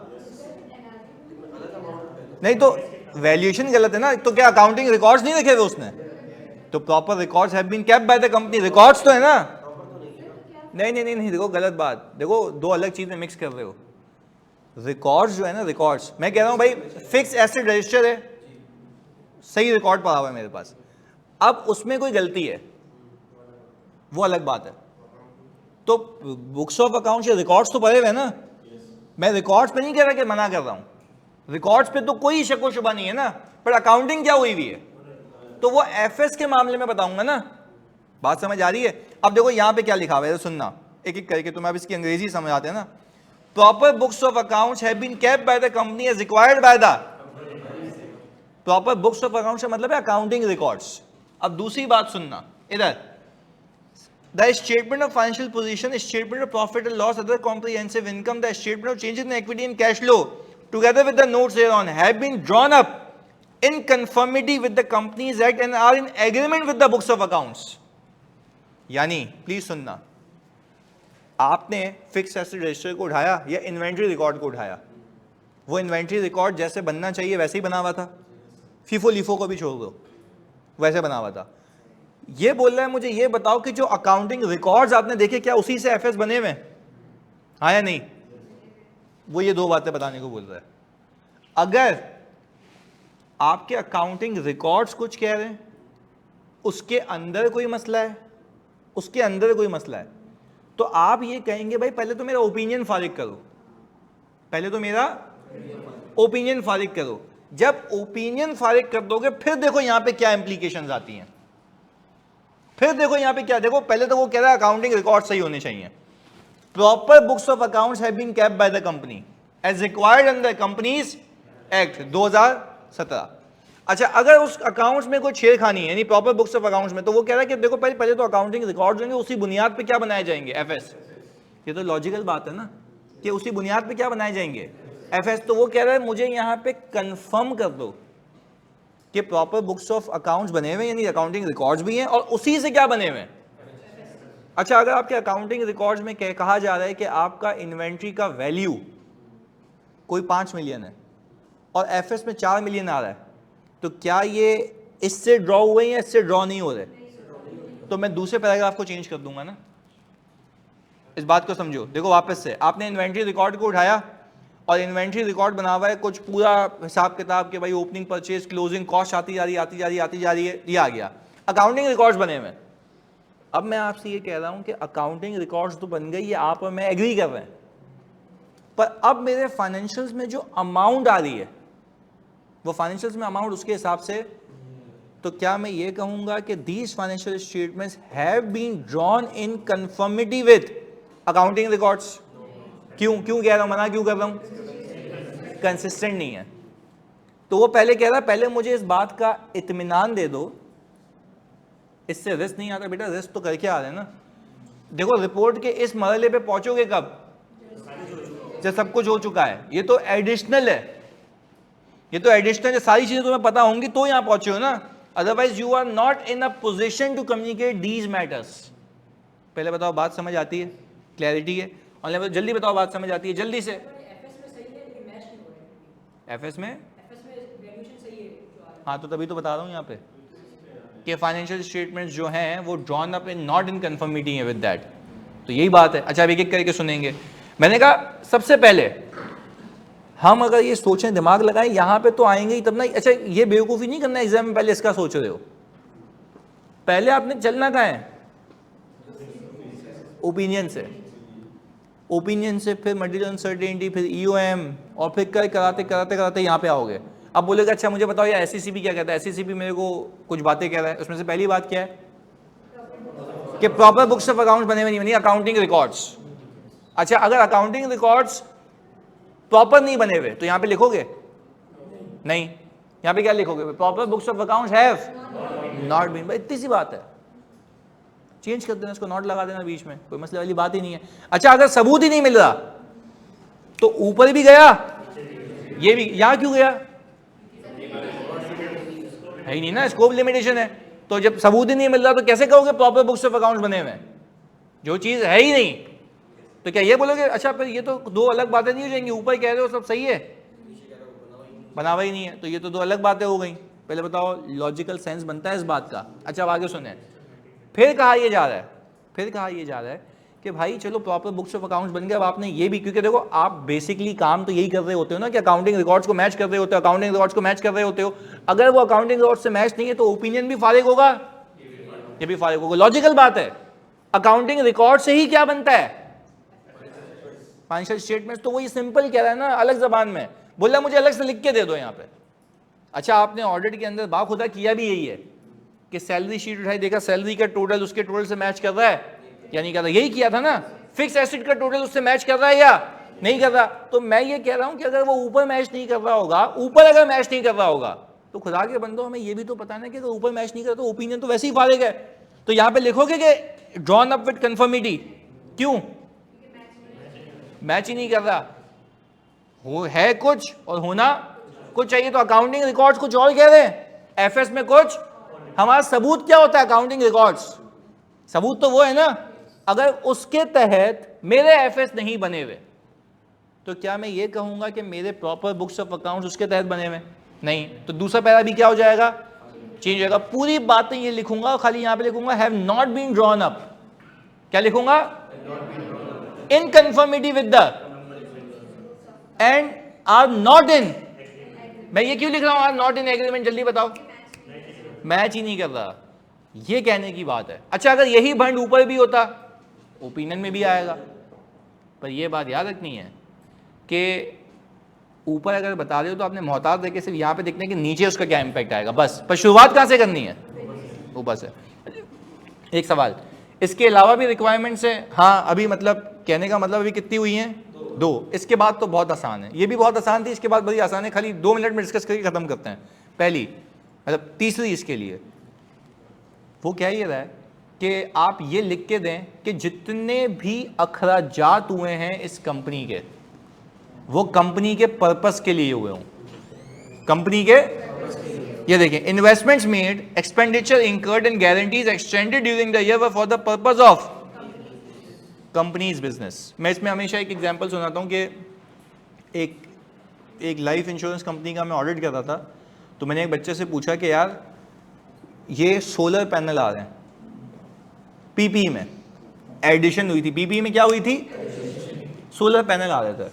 अच्छा, तो मैंने कहा यार मुझे एक बात बताओ, सोलर पैनल आ रहे हैं, तुमने इसको कैसे वेरीफाई किया? उसने बोला सर मैंने इनवॉइसेस देखी हैं।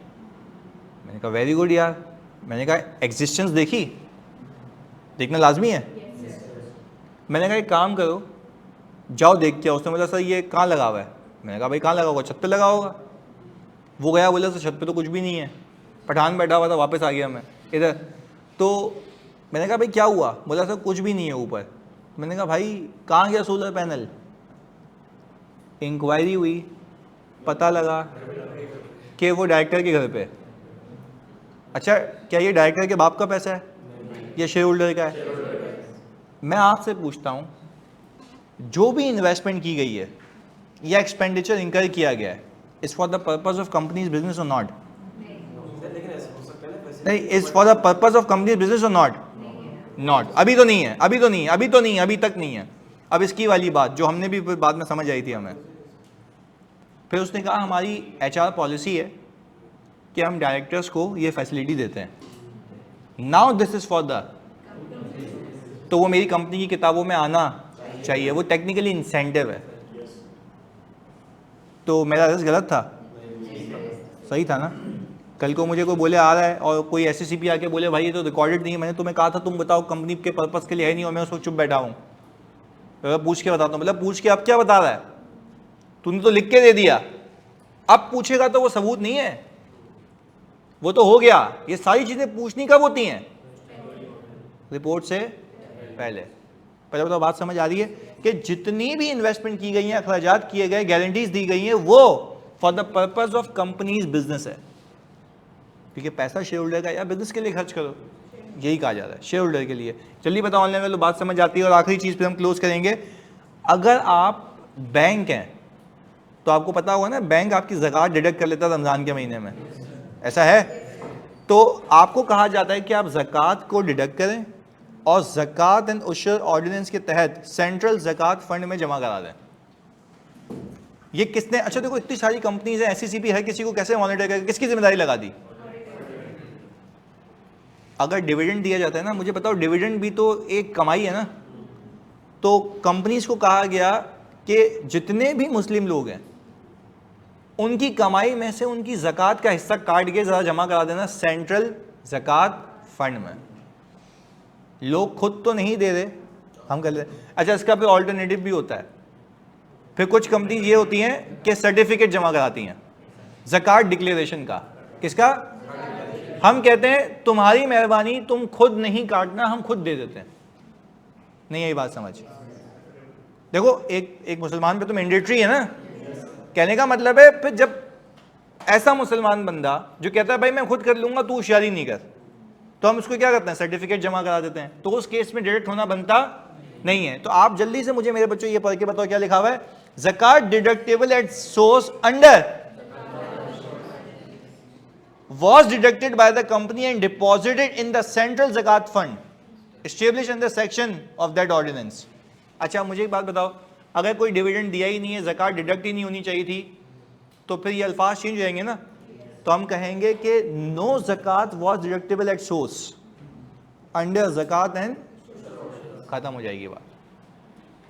अच्छा, यानी किसी कंपनी में अगर डिविडेंड दिया तो उस पर ज़कात डिडक्ट करना मैंडेटरी है, तो फिर ये वाला पैराग्राफ आएगा। और अगर ये उसको ज़कात डिडक्ट करनी चाहिए तो उसने नहीं की, तो हम यहां क्या लिखेंगे? नहीं, पहले बोलेंगे Zakat deductible at source under Zakat and Ushr ordinance was not deducted by the company.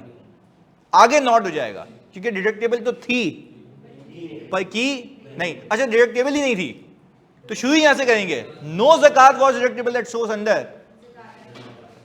बात समझ आती है? पक्की बात है। ऑनलाइन में तो जल्दी बताओ, बात समझ आती है? जल्दी से जानी, जल्दी से। अच्छा, अब आखिरी चीज, पहला वाला समझ आता है कि पहला वाला ये है कि बोल रहे कि जो तुम पूरा ऑडिट करके आए हो ना, तुम मुझसे बेहतर पोजीशन में हो ये बताने के लिए कि प्रॉपर बुक्स ऑफ अकाउंट्स बनते हैं या अकाउंटिंग रिकॉर्ड्स। फिर बोले तुमने ही तो देखा होगा ना कि क्या वो प्रॉपर बुक्स ऑफ अकाउंट्स से ही एफएस बने हैं या नहीं बने हैं। अगर ऐसा कोई मसला होगा तो तुम ओपिनियन में वैसे ही उड़ा चुके होगे, उसको यहां पे भी अलग से बता देना। इसकी वर्डिंग भी चेंज नहीं होती, पता है, नॉट लिख जाता है बस। क्लैरिटी है? मलाइका जल्दी बताओ, बात समझ। This is as much as easy. ऊपर कर चुके हो, खाली नीचे रेफर करना है उसको, वापस से उसको बताना है इसी अल्फाज को यूज करके, नॉट के साथ। क्लैरिटी है जी?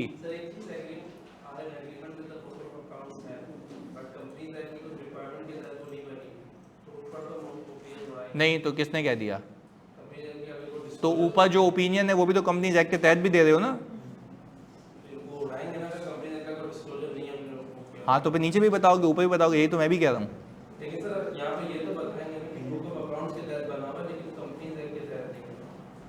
तो हम भी तो यही कह रहे हैं ना मेरी जान। उसके पीछे नॉट लगाना ना, फिर इसके आगे नहीं लगाना। देखो तुम कंफ्यूज कर रहे हो ना अपने आप को। Have been drawn, have not been drawn up, आगे वाला सही रहने देना। देखो जैसा जुमला है वैसे चेंज करोगे ना। अब ये तो एक सेंस है कि भाई आपने इसको कैसे करना है। हम तो कह रहे हैं जो मसला है उसके आगे नोट लगा देना, इससे ज्यादा आसान तो नहीं हो सकता ना। हमने तो सिर्फ ये कह दिया, one last query sir, books of accounts improper कब होते हैं? बुक्स ऑफ अकाउंट्स इम्प्रॉपर तब होते हैं जब आपको उसमें क्वांटिटी का कॉलम ना दिखे और आपने फिर क्वांटिटी अलग अलग अलग अलग इतना काम करके खुद ही जीआरएन जीडीएन करके बनाई है उसके प्रॉपर बुक्स ऑफ अकाउंट्स। तो आप क्या बोलोगे? तो ओपिनियन गलत है या वेरिफिकेशन हो गई है? वेरिफिकेशन हो गई है, प्रॉपर बुक्स ऑफ अकाउंट्स बने हुए।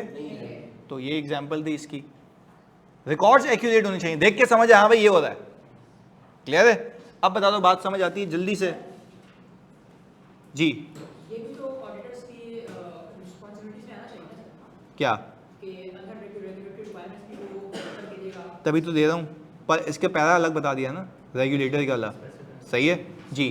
किसी भी पैरा से हमारा ओपिनियन चेंज हो सकता है?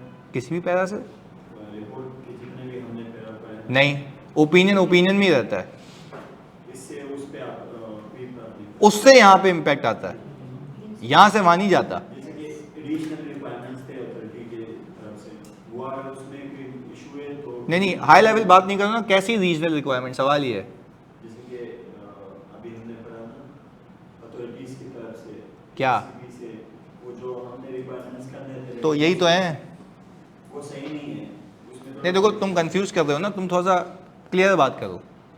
एसईसीपी की रिक्वायरमेंट है, मुझे ये बता दो प्रॉपर रिकॉर्ड्स हैं या नहीं है। सिंपल। प्रॉपर रिकॉर्ड्स अगर नहीं है तो तुम्हें वैसे ही सबूत नहीं मिलता, ओपिनियन फारिग हो जाता। यहां पे भी बता देना।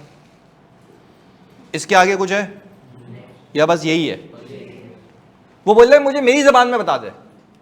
कानून में जो लिखा हुआ है उसको चेंज नहीं कर सकते ना, हाँ या नहीं? कानून में जो लिखा हुआ है उसको चेंज, वो बोल रहा है मुझे मेरी जबान में बता दे अलग से, अगर ऐसा कुछ है। बाकी ओपिनियन तेरा शेयर होल्डर खेलता रहेगा। बात समझ आई? ये सिंपल है। वो बोल रहा है अगर प्रॉपर बुक्स ऑफ अकाउंट्स नहीं हुए, बाखुदा तुम्हारी स्कोप लिमिटेशन तुम बेसिस फॉर मॉडिफाइड ओपिनियन में भी बता के आते, यहां पे अलग से बता देना। और यहां पे कोई अल्फाज चेंज होंगे या सिर्फ ये लिख दोगे proper books of accounts have not been kept by the company, बस। फिर एसईसीपी बोलेगा क्या हुआ था, मैं बोलूंगा मुझसे क्या पूछा ओपिनियन पर। ऐसा भी हो सकता है, ऑनलाइन में तो सुनना है, ऐसा भी हो सकता है कि आपका ओपिनियन सही हो और यहां पे आप लिख दो proper books of accounts have not been kept by the company. ऐसा हो सकता है। वेरीफाई कर लिया आपने पर प्रॉपर तो नहीं बने हुए, तो फिर यहां पे लिखोगे प्रॉपर बने हुए थे, आप बोलोगे प्रॉपर, यही तो बात है। तो एसईसीपी जाने और कंपनी जाने। तो कंपनी मुझे बोलेगी, एसईसीपी मुझे बोलेगा कि यार तुमने वेरीफाई कैसे किया? मैंने कहा भाई उसने वेरीफाई करा दिया, मैंने मैनुअली जीडीएन जीआरएन देखा, मैंने क्वांटिटी वेरीफाई कर लिया, काउंट भी कर लिया था। पहले बताओ बात समझ आती है? तो मेरा ओपिनियन तो सही हो गया। अब मेरे अकाउंटिंग रिकॉर्ड्स क्या हो गए? खराब हो गए ना। ऐसा है तो हम भी यही कह रहे हैं। क्लैरिटी है जानू? तो आपने दोनों चीजों को ऐसे रखना है कि पहले ऊपर कंक्लूजन करेंगे, उसको ऑडिट करते करते करते करते पहुंचेंगे यहां तक, और फिर हम जब यहां तक पहुंचेंगे तो हमें सारी बातें ही पता होंगी ऑलरेडी, कुछ एडिशनल करने की नीड नहीं है। क्लियर है? और मुझे बताओ पूरे ऑडिट में तुम्हें ये नहीं पता होगा खर्चा कहाँ कहाँ हुआ है, कंपनी के पर्पस के लिए हुआ है या उसी बुनियाद पे तो ये लिखोगे। और अगर ज़कात डिडक्ट होनी चाहिए थी और नहीं हुई बता देना, देयर इज नथिंग मोर। जो भी आपको रेगुलेटर बोलता है ना, वो बोलता है ऑडिट के पैरामीटर से, पर अपनी जबान में, कि मुझे मेरे अल्फाजों में बता दो हो रहा है या नहीं हो रहा, मुझे इसमें नहीं घुमाओ we have audited company financial statement, बोले ये मेरे को चक्कर में नहीं डालो, मुझे बता दो अकाउंट्स ऑफ रिकॉर्ड बने या और उससे एफएस बने या, कहानी इतनी सी है। क्लियर है, ये बात है जाने जानी पक्की बात है। ऑनलाइन में तो जल्दी बता दो जल्दी से। अच्छा भाई कॉर्पोरेट रिपोर्टिंग है, बिल्कुल बेटा मैंने ही पढ़ानी है अभी, चले ओके आज बनाऊंगा ना होमवर्क इसका, सही ना। तो मिलते हैं अगली क्लास में, अल्लाह हाफ़िज़।